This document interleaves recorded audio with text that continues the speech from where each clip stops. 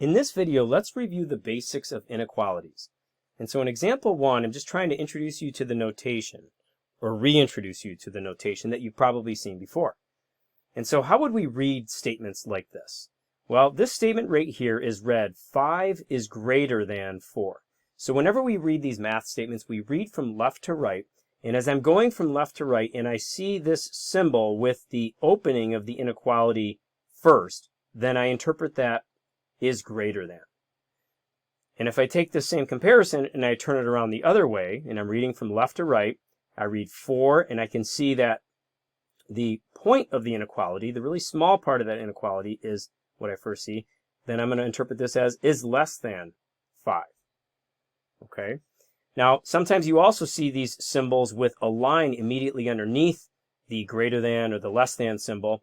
And the way that you would read these would be as follows. This would be 5 is greater than or equal to 4. And this would be read as 4 is less than or equal to 5. And both of those are true statements. I mean, we obviously know that 5 is not equal to 4, 4 is not equal to 5, but we are saying 5 is greater than or equal to 4. And that's a true statement since 5 is greater than 4. And this is a true statement since 4 is less than 5. Okay, this last example here where we have 5 and then we have an equal sign with a line through it and then the 4 can be read in a couple different ways. We can say 5 is not equal to 4, or we can also say instead of that 5 just differs from 4. And this is actually going to be the language that you're going to see a lot in the final unit of the course when we have a comparison like we have right here. Okay, let's move on to the next example. So in this example, we're going to be doing some comparisons and trying to decide if these statements that we see here are accurate or not. And so we're trying to decide, for instance, in this first example, is 1.0302 less than 1.2148? And the way that I do the comparisons and check the accuracy of these statements is I read each number going from left to right. And you can see that with this first number, it begins with a 1 on the left side of the decimal, just as the number on the right side does. So that's not really helpful. But then when you go to the very next number, as you're going from left to right, which is the number right after the decimal point, we have a 0 here, and we have a 2 here. So when I see that 2, I know that this number on the right side is going to be greater than this number on the left side. So when you have a number, 1.0302, compared with 1.2148, we do know that this number on the left side is smaller than this number on the right side. So this is an accurate statement. 1.0302 is, in fact, less than 1.2148. So I would say that this is true. Okay, let's look at the next example. Again, reading each number from left to right. They both have a 0 on the left side of the decimal point, and then they both have a 7 immediately after the decimal point. They both have a 2 immediately after that. But then we have a 9 right here. So that's telling me that this number, and notice we have a 4 in this number, this number on the left is going to be bigger than this number on the right. However, this statement would be read as 0.72951 is less than 0.72481. But that's not true because we just said that this number is going to be bigger. And so this statement would be false. Okay, let's go to the very next one. 0.0, they both start with 0.0, but then we have a 6 right here. So this number on the right is going to be the bigger number.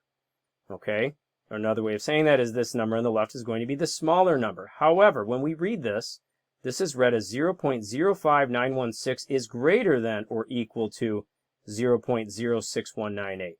And that's not a true statement. That is false. Okay, the next example. We have 0.05 is less than or equal to 0.05. Well, those numbers are exactly the same. And so if those numbers are exactly the same on both sides, then we have equivalency on both sides. So 0.05 is equal to 0.05, and that is captured in this statement because this statement says 0.05 is less than or equal to 0.05.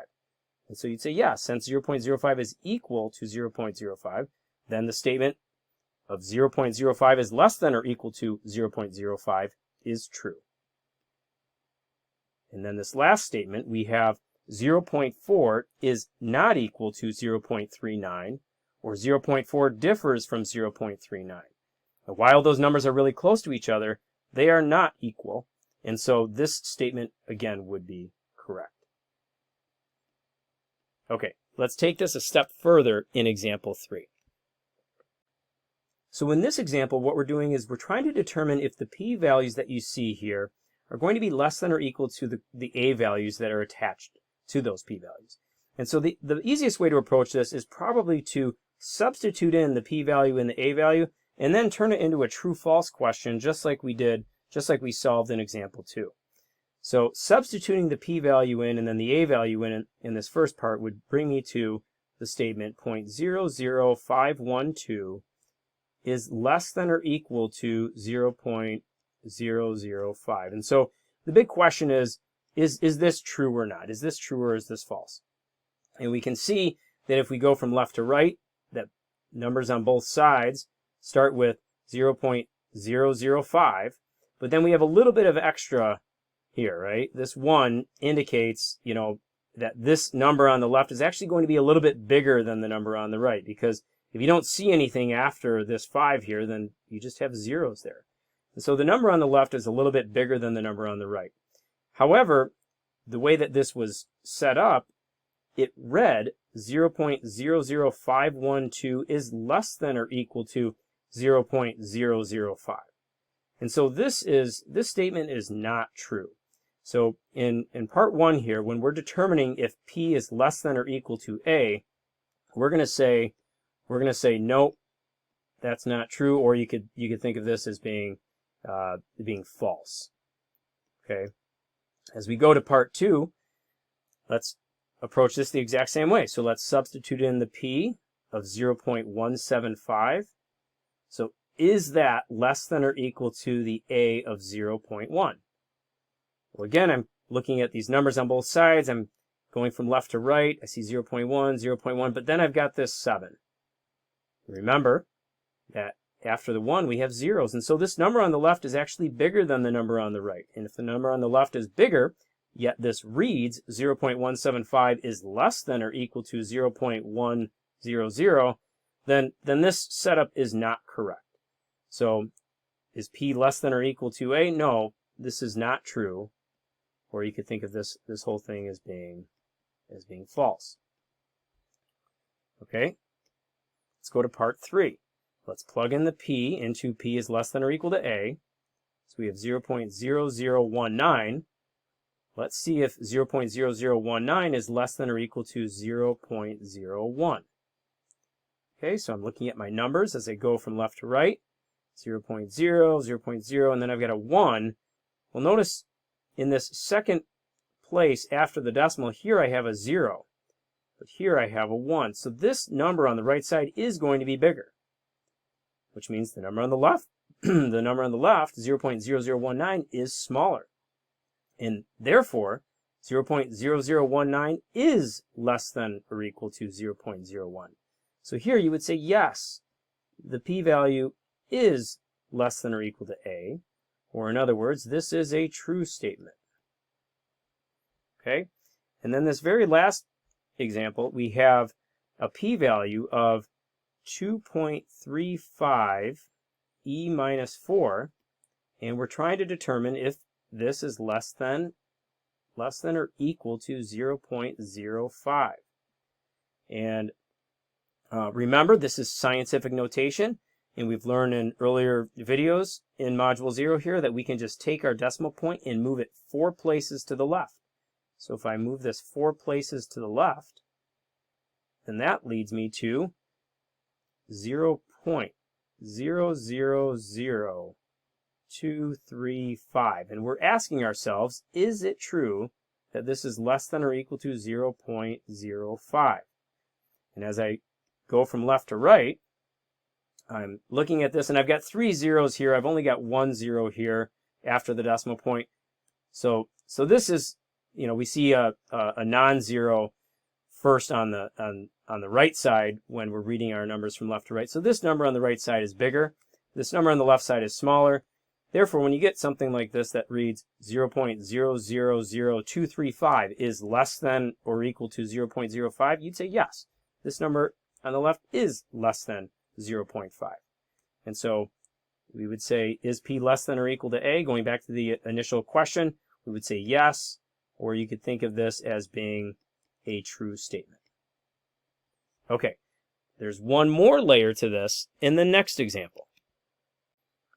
So in this example, what we need to do is we need to do a couple of substitutions into an expression, and then once we get the value of that expression, then we can do the comparison with that expression and the number that I have on the right side of my inequality.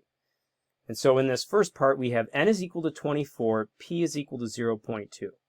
So I'm looking at this n times p is greater than or equal to 10. I'm trying to determine, is n times p greater than or equal to 10? Well, let's substitute in the n. So that is 24. And then I'm going to substitute in the p of 0.2. And I'm checking here, is this true that it's going to be greater than or equal to 10? So we can go over to the calculator here at the left and do this real quickly. 24 times 0.2 gives us an answer of 4.8. So the question here is 4.8 greater than or equal to 10? Well, no, we know the number 4.8 is not greater than or equal to 10. 4.8 is smaller than 10. And so as a result, we would say this statement is false. Okay, let's keep going with this next part. So if n is equal to 24 and p is equal to 0.2, so same setup as what we had before, then let's check to see if n times 1 minus p is greater than or equal to 10. So here we have n times 1 minus p. We're going to make our substitutions into this expression and then see if that is greater than or equal to 10. So n is equal to 24. P is equal to 0.2. And again, we are checking. It's a question mark at this point. We don't know if this is true. So let's go to the calculator and punch in 24 parentheses 1 minus 0.2. And that gives us a value of 19.2. And so is 19.2 greater than or equal to 10? Yes. And so this statement in this case would be true. Okay, let's look at the next part. So in this next part, we have n is 108 and p is equal to 0.3. Again, we're just substituting into our expressions. We have n times p, checking to see if it's greater than or equal to 10. So let's do 108. 108 multiplied by the p value of 0.3. And we're checking to see, is this greater than or equal to 10? So it's a question in all of these. And we go to the calculator to answer that question. So we have 108 multiplied by 0.3. And that gives us an answer of 32.4. And so if we get 32.4 when we do 108 times 0.3, is 32.4 greater than or equal to 10? Absolutely, that is true in this case. And therefore, this entire statement is true. Okay, and then the very last part of this, we're going to substitute in 108 for n and 0.3 for p once again, but we're back to another version of our expression that we saw earlier, n times 1 minus p. We're checking to see if this is greater than or equal to 10. And so we have 108 multiplied by 1 minus 0.3. Let's see if this is greater than or equal to if it's greater than or equal to 10. And so let's plug 108 into the calculator, and then I will enter exactly as I have it written over there with this 1 minus 0.3. And that gives us a number of 75.6. So if we substitute that in for the value of our expression here on the left, we do know that 75.6 is greater than or equal to 10. And as a result, we would say that this statement, once again, is true. Okay, one final example to look at here in this video. So the last example that we're going to look at deals with the concept of compound inequalities. And so I want to give you a little bit of a background on compound inequalities. And I'm going to try to keep this brief. This is something that we're going to see a lot in the final unit of the course. And so it's going to be really important that you have the ability to answer questions like this last example. So in this example, I said, let's let X be the weight of a cereal box in ounces. Suppose we expect the average weight of a cereal box to be greater than 10 ounces and at the same time be less than 15 ounces. So knowing what we've just reviewed with inequalities, we could say, okay, if we think that the average weight of the cereal box is going to be greater than 10 ounces, we could express it this way, X is greater than 10. But then at the same time, if we think that the average weight is going to be less than 15 ounces, we could say, and X is also going to be less than 15. But we have a convenient way in math and statistics of combining these statements. And so we can say that X is greater than 10 and X is less than 15 at the exact same time by writing it this way right here. And so the way that you read this, there's a couple ways that you can read it. You can read it from left to right and say 10 is less than X, which is less than 15. And then you can also read it as the X is right in between the 10 and the 15. And so you could say, you can get used to looking at something like this in this specific type of format and say X is between 10 and 15. Okay? And notice if you kind of break it apart into one side and then the other side, here you do have X is greater than the 10 like we had here. And then if you look at the other side of it, you've got the X is less than the 15 like we have there. So we are literally combining two inequalities into one, and that's what we call a compound inequality. So if we go back to a clean version of this, 10 is less than X is less than 15, which remember means our X value is somewhere between 10 and 15. Does X equals 16 satisfy that statement? No, because 16 is outside of that range. This is giving a range of 10 to 15 for X. This is saying X is greater than 10 and less than 15 at the same time. So this does not satisfy the compound inequality. Does X equal 11 satisfy the compound inequality? Yes, it would, and that's because 11 is between 10 and 15. So is 11 greater than 10? Yes.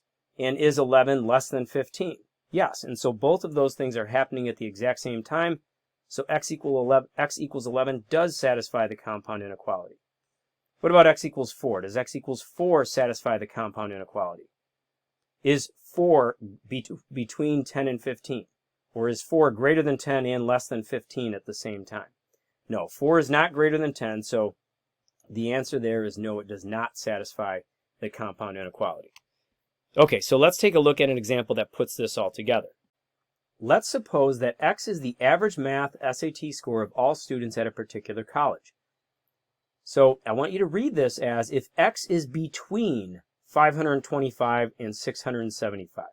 That's the best way to read these compound inequalities. I mean, we could read it as 525 is less than X is less than 675, but if you get used to seeing something in a format like this and reading it as X is between 525 and 675, then it's going to be a lot easier when considering the possibilities like we're considering here.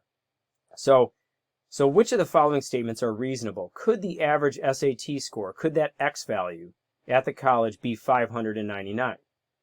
Well, what I do is I look at my compound inequality and I say, is 599 between 525 and 675? And it is. And so, yes, this would be completely reasonable. Could the average SAT score at the college be 644? Is 644 in this interval? Is it between 525 and 675? Yes. So that would be a completely reasonable average SAT score at that college. The average SAT score at the college, could it be 499? Well, 499 is not in between 525 and 675. Our compound inequality is suggesting that we need numbers between 525 and 675. Or the numbers that could be reasonable for the average SAT score would have to be between those two values. And so no, this is not reasonable. And then the very last one, could 526 be the average SAT score? Well, yes, because 526 is between 525 and 675. Okay, so I know that this was a longer video, but hopefully it helped remind you of some of the major ways of interpreting inequalities. And again, feel free to come back to the videos and the notes in Module 0 here as you're making progress at any point throughout the class. Thanks again for checking this out.